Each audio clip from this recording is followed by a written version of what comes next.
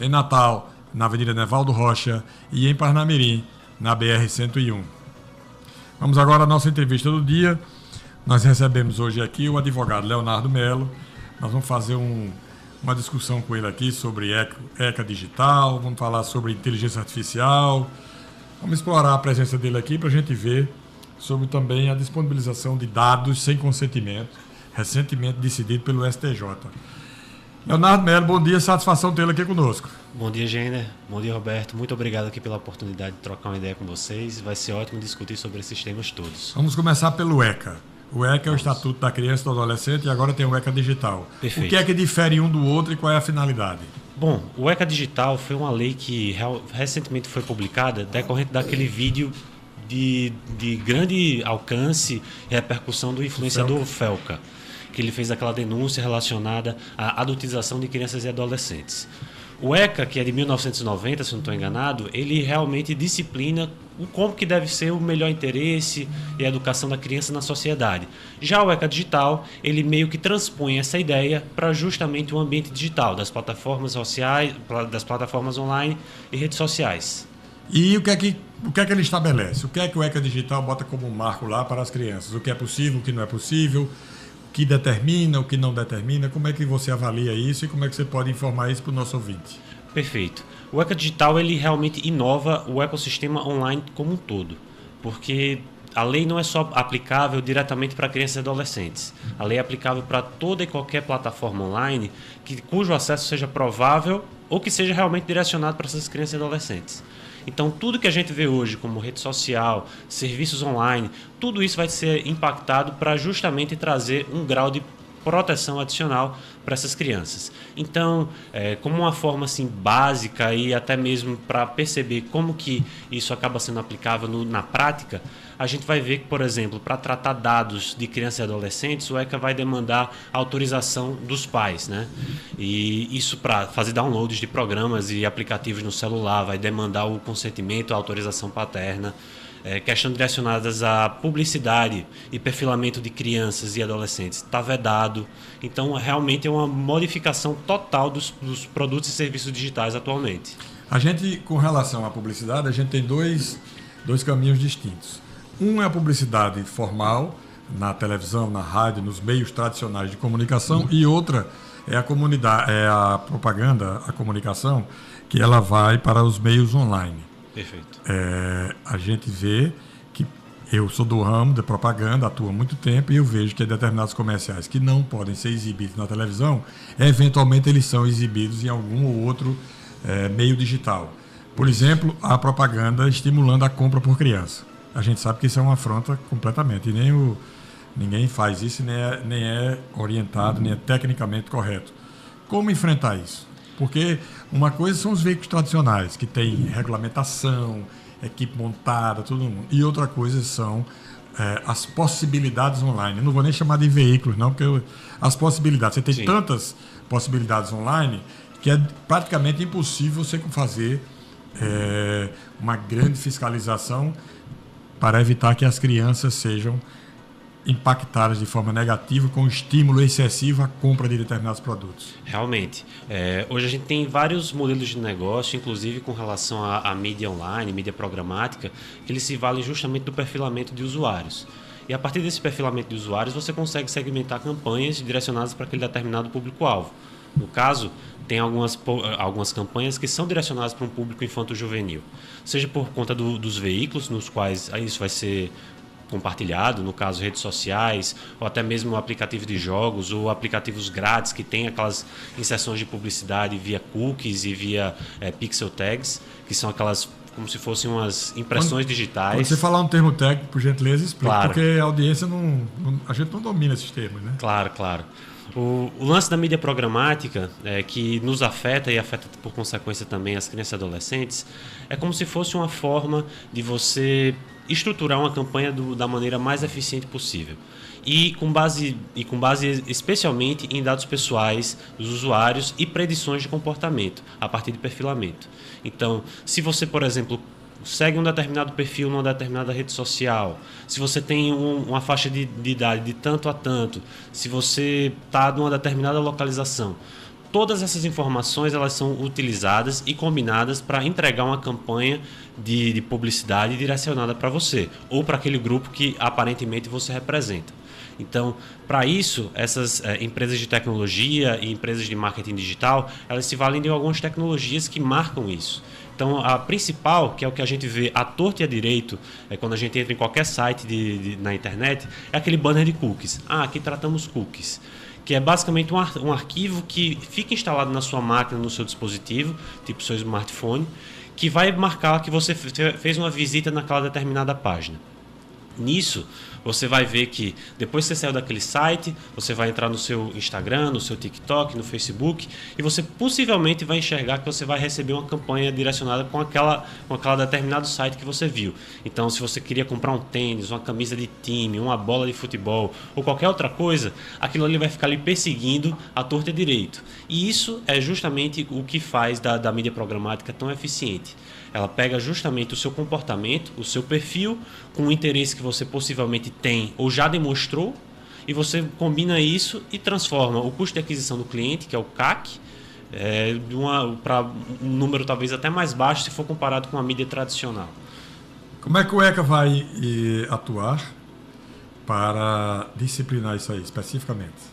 Especificamente para o ECA Digital, né, a gente tem que vedar essa publicidade digital e o perfilamento de crianças e adolescentes. Certo. Então, você vê realmente... Qualquer coisa que a gente vê, então, é irregular, aí denuncia quem, Leonardo? Bom, atualmente existe uma agência, né, que é a Agência Nacional de Proteção de Dados, que é a mesma que cuida dos temas da LGPD, que ficou responsável pela fiscalização e regulamentação do ECA Digital. Além disso, você vai ter órgãos como o Ministério da Justiça, PROCON, etc., que também vão ficar de olho nessas pautas. E hoje, se eu não estou enganado, o Ministério da Justiça ele já começou a regulamentar, fazer uma tomada de subsídios para pegar alguns elementos de caráter mais técnico para regulamentar de uma maneira mais eficiente o ECA.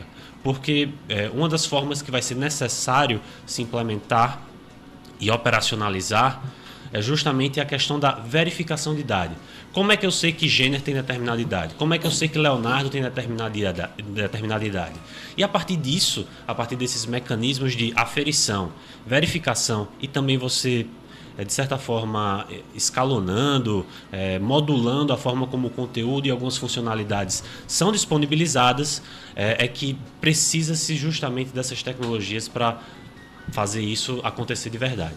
Leonardo, o que é que pode ser feito em relação aos pais para que se tome atitudes melhores em relação às crianças, para que eles não sejam envolvidos tão diretamente?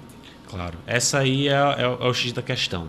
A lei por si só, ela direciona algumas coisas, mas a questão que realmente vai fazer a transformação necessariamente é a forma como os pais e os responsáveis eles estão próximos dessas crianças, desses adolescentes, quando da utilização dessas tecnologias. Então, assim, estar próximo, se interessar, realmente ver o que é que seu filho está consumindo online é o que vai ser determinante para que a lei ela não apenas fique só no papel frio, no preto e no branco. É que isso seja realmente aplicável no dia a dia para cada uma das famílias e que essas crianças e adolescentes utilizem as tecnologias de maneira eficiente e segura, mitigando ao máximo justamente os riscos que estão relacionados à utilização dessas plataformas online. Quero fazer uma pergunta fora de contexto que me ocorreu agora. Vamos lá. A legislação atual ela é capaz de punir quem sai do limite da ética, da correção, do limite recomendado nas redes sociais ou não? Por que eu estou perguntando isso? Porque não foi, agentes políticos, agentes públicos ficam defendendo a regulação das redes muito mais com caracterização de censura do que de disciplinamento ou de criação de mecanismos legais para impedir crimes cibernéticos, digamos assim. Pois é, hoje a gente tem algumas leis que acabam disciplinando as redes sociais, né? Em especial o Marco Civil da Internet. E de também, 2014, eu acho. É de 2014. E agora a gente teve o ECA Digital que acaba impactando, de certa forma, a forma como o conteúdo acaba sendo disponibilizado nas redes sociais. Então, assim, o Marco Civil da Internet ele é uma lei muito boa, no meu julgamento. Mas, de fato, existem algumas correções de mercado que precisam ser feitas para que modelos de negócio eles estejam cada vez menos, não tão concentrados assim. Porque hoje a gente vê realmente um direcionamento de um grupo seleto de empresas determinando a forma como o conteúdo acaba sendo veiculado. Você fala sobre as Big Techs. As Big Techs. Nós temos aí no mundo é controlado, não é só no Brasil. Né? São quantos? São mais 5 ou 6, né? Olha, assim, falando por cima, eu diria que a Meta, Google, a Amazon, tem a Twitch, que é da Amazon, e tem algumas outras iniciativas um pouco menores. São poucas, né? E a ByteDance, que é a dona do TikTok. Sim. Então, esses são os principais veículos aí que têm mudado a dinâmica como as pessoas se relacionam. Porque, enfim, hoje... A pessoa que faz um ataque hoje contra a outra, vamos supor aqui o seguinte, você fez um comentário aqui, alguém, um hater, Sim. não gostou e faz um ataque a você. Você tem como reagir hoje a esse ataque pela tua legislação? Com certeza. Com certeza. A forma pela qual isso acontece, então se eu recebo, por exemplo, um comentário online imputando algum crime a mim, ou então falando mal de mim, me permite hoje o marco da internet identificar quem fez esse determinado comentário. E nisso de poder eu identificar quem fez esse comentário, posso adotar as medidas cíveis ou criminais que forem cabíveis. Quer dizer, não há invisibilidade hoje no ambiente digital. O cara acha que está agredindo e fica invisível, ninguém vai saber quem é, mas você identifica e vai lá, né? Exatamente. E isso de que internet é terra sem lei, isso aí é mito. Todo mundo está lá, todo mundo é passivo de identificação. E tudo que você faz na internet vai deixar a sua impressão digital lá. Vamos mudar um pouquinho agora de novo, porque a gente tem que trazer dinâmica para cá. Vamos falar sobre LGPD. Vamos lá. A Lei Geral de Proteção de Dados. O agente público tem nos portais de transparência os dados lá, remuneração mensal, diárias que recebe, passagens, etc. A divulgação disso é livre. Se a gente quiser divulgar aqui, está infringindo a LGPD ou não? Olha, com relação a dados públicos que vão trazer justamente essas informações são compartilhadas em diário oficial, processos judiciais que não correm em segredo de justiça, é recomendado que seja utilizado para a finalidade na qual ele foi disponibilizado. Sim. Então, assim, se eu pego informações que estão em diário oficial, processos judiciais e estou utilizando isso para, sei lá, criar uma base de dados para vender isso para o comércio, eu estou desvirtuando essa finalidade e, portanto, acaba sendo ilegal. Porém, quando a gente está falando de publicização dos atos administrativos, são duas coisas que caminham em paralelo. Você tem a proteção de dados pessoais e você tem o dever de informar. Então, a partir do momento que consta lá naquele portal, do portal da transparência, aquelas informações, e é para isso dar visibilidade ao público sobre como está sendo gastado, investido o dinheiro público, e aqui um veículo de mídia chega e dá visibilidade a isso, é como se você estivesse estendendo esse ponto. Então, é possível sim dar visibilidade a isso. Teve uma decisão do STJ semana passada sobre disponibilização de dados sem consentimento.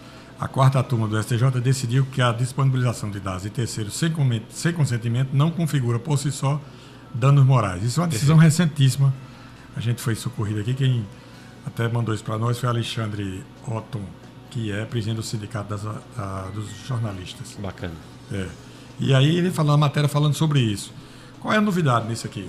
Olha, com relação ao LGPD, né, é importante frisar que o consentimento não é a única base legal que viabiliza o tratamento de dados pessoais. Então, para coletar dados pessoais, para processar, arquivar, utilizar, enfim, você não precisa do consentimento.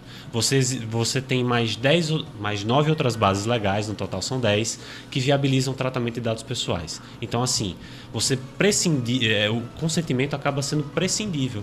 E no que diz respeito a essa disponibilização desses dados que são públicos, se eu não estou enganado, isso aí eu posso estar muito, muito equivocado, que isso faz um bom tempo.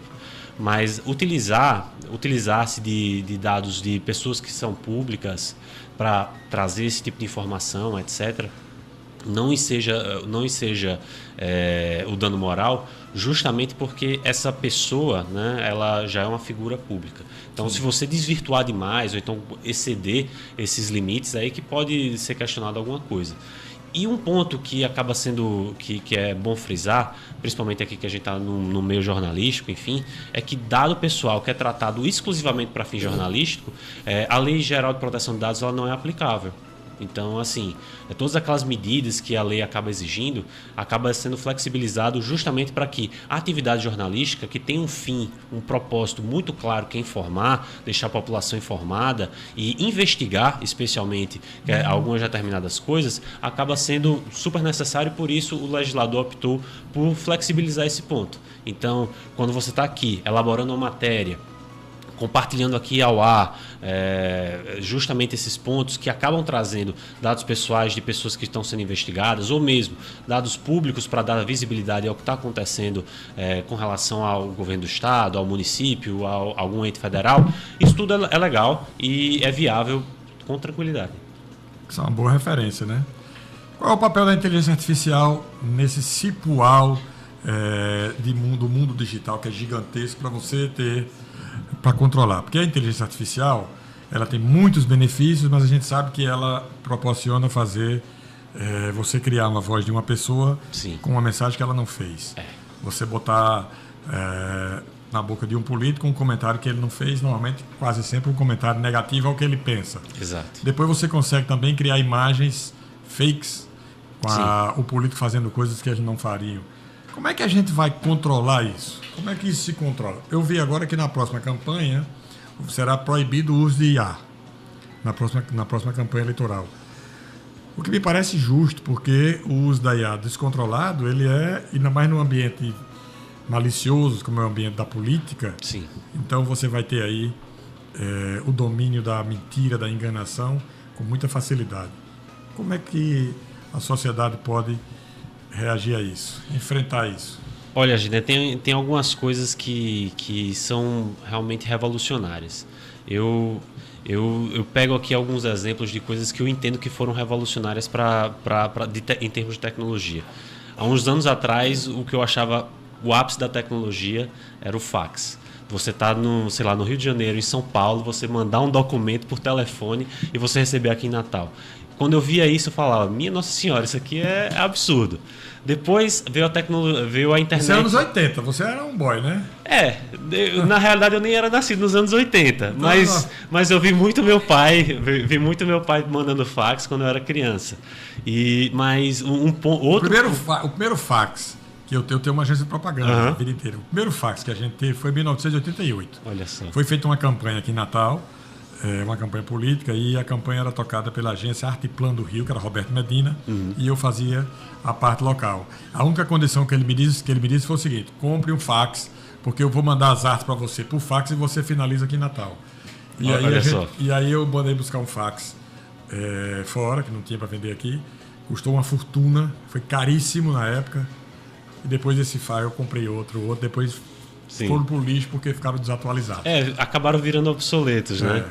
Aí depois do fax veio a internet comercial, mais ou menos em 95. Ainda era internet de escada, muito limitada para o que a gente vê hoje. Chegou aqui em 97. Por aí. Aqui em Natal. E aí você vê depois, principalmente na virada dos anos 2000, por volta de 2004, 2005, você começa a ver a virada da internet banda larga, que permitiu não apenas que mais informações fossem compartilhadas, mas que você consumisse conteúdo de maneira ainda mais rápida. Você falou sobre isso, eu me lembrei agora, só para ilustrar aqui, que eu vou falar daqui a pouco. A China lançou a primeira rede de banda larga 10G do mundo. Nossa Senhora. A gente nem tem eficientemente ainda o 5G aqui. O 5G ele está trazendo vários benefícios e está sendo cada vez mais desenvolvido. E sobre o 5G, né, para depois voltar, eu acho que o maior benefício do 5G aqui para o Brasil foi justamente a possibilidade de mais territórios terem acesso ao 4G. Sim. Que antes tinha áreas que não eram cobertas com esse sinal e que acabaram ganhando essa cobertura, que pelo menos com o sinal 4G. Então isso já foi um baita gol marcado aí pelo leilão do 5G que foi feito na gestão anterior. Sim. Mas voltando para a internet banda larga. A internet banda larga permitiu que muito conteúdo se compartilhasse. Então a gente começou a baixar música, ver vídeo, fazer transmissões dessa natureza como a gente está fazendo agora por meio da internet banda larga, o que é revolucionário. E aí a gente passa mais ou menos para a década de 2010, foi quando virou a chave das plataformas de rede social. O Facebook antigamente era uma questão mais de você postar fotos, compartilhar algumas coisas. O Twitter também era um veículo muito utilizado para compartilhar notícias e acompanhar notícias em tempo real. Isso revolucionou e modificou completamente a dinâmica como a gente vive hoje. Agora que a gente tem o desenvolvimento dessas plataformas de rede social e também agora o desenvolvimento de ferramentas de inteligência da informação, a gente tem uma faca e o queijo na mão para fazer muitas coisas, boas e ruins. E também muito comércio, que antes não tinha, né? Bastante. Hoje tem muitos negócios, muitas vendas, muita oferta de produtos. Pois é. Foram lançados como uma rede de relacionamento e hoje virou uma rede de relacionamento e negócio, né? Publicidade 100%, né? É o que monetiza todo esse business. Enquanto a gente está compartilhando nosso conteúdo, postando a foto do lazer, etc., nosso dia a dia, os caras estão lá pegando esse espaço e colocando espaço, vendendo espaço de mídia para que pessoas cada vez mais veiculem seus produtos e serviços para que convertam. Esse é o business desse pessoal. Uma pergunta intrigante para você. Vamos lá. É justo que o mundo seja, as redes sociais, o mundo digital seja controlado por tão poucas empresas e pessoas no mundo inteiro, que a gente, com as mãos, a gente estabelece quem controla a comunicação digital no mundo? Pois é. Não me parece um negócio absurdo? A mim parece, né? É um pouco chocante quando você vê isso, mas também é mérito do pessoal que desenvolveu esse tipo de tecnologia. Eu nem falo sobre o mérito, porque Sim. o mérito eu não discuto. O que eu discuto é o seguinte, é o domínio. Sim. Quer dizer, o mérito, inegavelmente ele existe, mas deveria ter uma retenção ao domínio. Você não pode dominar. A tese seria essa, né? Pois é, e existem aí várias iniciativas, tanto aqui no Brasil, está sendo discutido isso aí pela atual gestão, para propor um projeto de lei para regulamentar justamente sobre esse ponto de vista de concentração de mercado e na União Europeia também. O problema do governo brasileiro, a gente desconfia muito, que é muito mais com o intuito de censura, de controlar.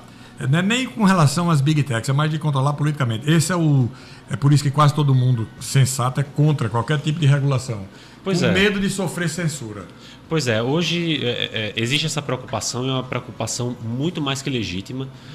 Cada vez mais a gente percebe o grau de protagonismo dessas tecnologias de redes sociais nas nossas vidas. E você ter, tanto para nos privar de acesso à informação, como também para modular talvez alguns comportamentos, a gente vê alguns malefícios com relação a isso. Mas é inegável que esse controle de mercado, justamente por conta da forma como acaba acontecendo e a forma como a gente não tem certa visibilidade sobre como os algoritmos funcionam, como que é a gestão, a governança de cada uma dessas empresas com relação ao que é desenvolvido lá internamente em termos de controle de conteúdo. Lembrando que aquele espaço acaba sendo um espaço privado, apesar de chamarem a internet de a grande via pública, acaba sendo um espaço privado. E ter visibilidade sobre isso acaba sendo a forma como a gente conseguiria talvez mitigar esses excessos e controles de mercado. Nós vamos fazer um breve intervalo, porque vem aí o repórter CBN com as notícias nacionais e voltamos já conversando aqui com o advogado Leonardo Melo. A gente está impressando ele aqui. O propósito dele é de falar especificamente sobre o ECA digital, inteligência artificial. A gente está impressando ele aqui para explorar a capacidade dele, o talento dele. Nós voltamos já. Nós estamos falando aqui com o advogado Leonardo Melo e eu fiquei curioso para saber que ele está falando sobre essas coisas do mundo digital. E aí eu disse, Léo, você trabalha com o quê? Onde é que você trabalha? Como é o escritório? O que é que você faz dentro do escritório? Boa. Bom, Gêner e Roberto, já tem alguns anos que eu me mudei para São Paulo. Eu sou formado aqui pela UFRN, acabei me especializando em gestão empresarial pela FGV e depois eu fiz um curso online que abriu realmente as minhas portas para esse caminho aí do direito digital, da tecnologia, da inovação, que foi uma pós online em direito digital e compliance. E quando eu fiz isso aí, alguns cursos que eu fiz diretamente lá no Rio de Janeiro também, realmente eu me dei conta que isso, dentro daquilo que eu gostaria de fazer na advocacia, era o que eu gostaria de fazer. Tentei desenvolver alguma coisa de mercado aqui, mas, enfim, a velocidade não colaborou tanto assim. Existe um trabalho muito grande que o pessoal do mercado daqui, com relação a isso, e também o mercado nacional, com a maneira como um todo, precisa desenvolver para trazer realmente a atenção e fazer o aculturamento das pessoas. E lá em São Paulo, como eu estava com muita sede de aprender e aprender na prática, trabalhando, eu acabei tendo essa oportunidade de ir para lá em 2018 e de lá para cá eu estou por lá. E eu trabalho basicamente com tudo voltado à consultoria de direito digital. Então, se você quer desenvolver um produto ou um serviço inovador, quer contratar algum tipo de software, quer, por exemplo, fazer adequação ao LGPD, que é um serviço que a gente faz até bastante, eu acabo atuando nisso. Sim. E o meu escritório, que eu atuo lá em São Paulo, que é o Azevedo 7 Advogados, ele é um escritório bem tradicional, ele é um escritório full service, então tem área de trabalhista, tem área de fiscal, tributário, contencioso civil, contencioso criminal, compliance, tem tudo. E também tem a minha área, que é a área de tecnologia, mídia e telecomunicações. A concorrência é menor na sua área? A concorrência é enorme na minha área. Já é grande hoje? Já tem pessoas muito bem consolidadas, já tem escritórios muito bem posicionados, tanto no modelo full service como também no modelo boutique, que é um escritório mais direcionado para essa determinada área. Mas é um baita de um mercado que eu tô atuando, porque, como a gente está conversando aqui, são vários temas que são muito intrigantes. Sim. E quando a gente se depara com empreendedores com ideias muito inovadoras, é legal você participar disso, dessa estruturação desse modelo de negócio, para daqui a pouco você ver esse produto, esse serviço rodando no mercado e as pessoas percebendo isso. Então, já são 8 anos me desenvolvendo enquanto profissional lá, estando próximo de clientes nacionais e internacionais. Qual é o perfil do seu cliente? É governo, prefeito, poder público, é área privada, é o quê?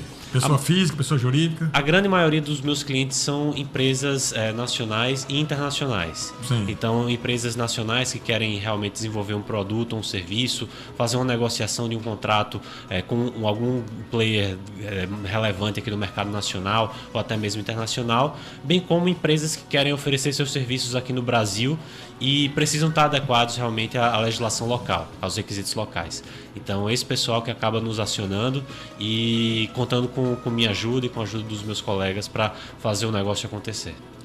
É isso aí. Você é otimista com o mundo digital ou não? Eu sou.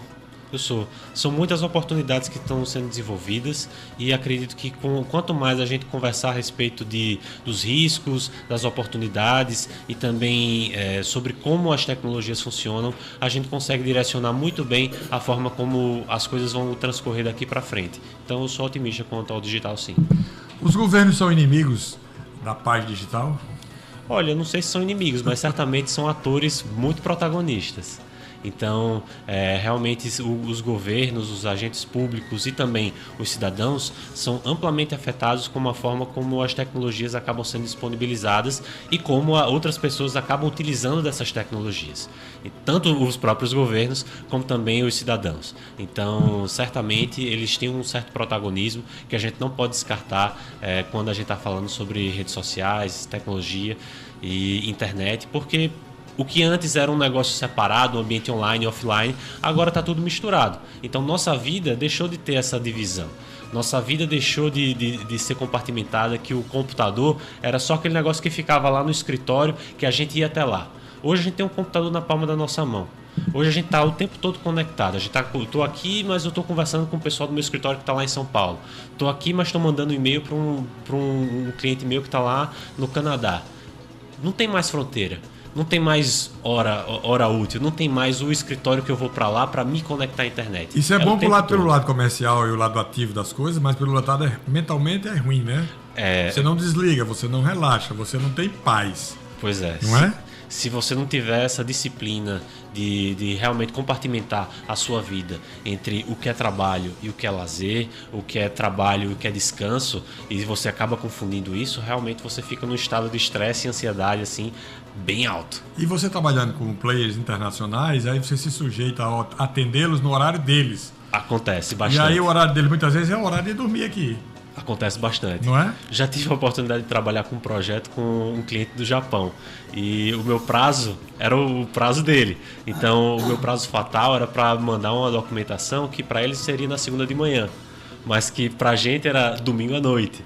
Então, assim, é bem desafiador, mas o fato de você também fazer parte disso é bem interessante. É bem interessante porque você consegue perceber não apenas as nuances de diferença cultural com relação aos direcionamentos e às tomadas de decisão de negócio que esse pessoal tem, mas também de perceber que o seu trabalho que você está desenvolvendo hoje aqui tem impacto também global. Foge acaba transbordando aí as fronteiras do Brasil para ir para vários lugares do mundo. E com o Leonardo Mello, que é um advogado especialista no mundo digital, você sugeriu uma pauta no finzinho que eu disse, fica para a próxima. O que era? Podemos falar sobre Black Friday, né? Então diga lá, como é que o advogado Leonardo Mello encara a Black Friday e que recomendações dá para o nosso consumidor? Perfeito. Hoje na Black Friday, né, acabou virando um calendário marcado para os consumidores fazerem suas compras de fim de ano e também para aproveitar as oportunidades para comprar algumas coisas, né? Então, mais do que nunca, esse mês de novembro e mais especificamente essa semana vai ser uma semana de muita ativação, muita publicidade e também muito impulsionamento de possíveis golpes. E aí é onde que nós precisamos estar atentos para que a gente não apenas faça uma boa compra, mas também evite cair em um golpe, uma possível fraude. Isso acontece. Geralmente você vê aí pessoas que montam vídeos com inteligência artificial, fazem deepfakes de personalidades, celebridades vendendo alguma coisa que sequer elas estão vendendo. Então pegam a imagem daquela pessoa, fazem um deepfake, que é como se fosse uma montagem de um vídeo que vai ter não apenas a imagem, mas também a voz, né, o som transmitido como se fosse uma pessoa fazendo aquilo normal. Então a minha recomendação para os consumidores é que fiquem atentos a esses possíveis cenários de deepfakes, sites que emulam outros sites e desconfiem sempre que quando vocês virem um site, quando vocês forem fazer uma compra, quando os meios de pagamento forem apenas dois, ou boleto ou Pix. Se você vir isso, desconfie. E em paralelo a isso, sempre... Boa observação. Na Copa do Mundo passada, modéstia à parte, eu tenho até um certo domínio no mundo digital. Eu comprei 2 camisas polo da seleção brasileira, que é a camisa polo do Brasil, amarelinha, com um símbolo bonito aqui, e estava na promoção e eu paguei e perdi. Pois é. Geralmente quando infelizmente, né, esses sites que acaba sendo muito fácil de fazer e até mesmo de copiar de sites que já estão consolidados no mercado, a pessoa acaba mudando alguma coisinha ou outra, mas sempre que possível olhe para os meios de pagamento. Se você identificar que aquele meio de pagamento é boleto ou Pix, e quando você vê que a chave Pix acaba sendo o nome de uma pessoa física, geralmente tem fortes indícios de que aquilo ali pode ser uma fraude, pode ser um golpe. Só que, por sorte, né, o Banco Central, quando ele instituiu o Pix, ele também instituiu o MED, né, que é um mecanismo especial de disputas, para você justamente chegar junto ao Banco Central e sinalizar que você foi vítima de uma fraude. Então você consegue, junto ao Banco Central, você consegue reaver aquele dinheiro que você acabou pagando ali, sendo vítima de uma fraude. Mas, de toda forma, a minha recomendação é que não seja necessário fazer isso, que vocês fiquem alertas. Fique atentos. Justamente a esses possíveis golpes que vão aparecer essa semana. Perfeito. Leonardo, tudo pela metade do dobro. Tudo pela metade do dobro. É raro, mas acontece com frequência, né? É muito difícil, né? Essa é um calendário que tem muita gente que aproveita para pegar ponta de estoque, fazer uma liquidação de verdade, mas também tem gente que aproveita para fazer maquiagem de preço.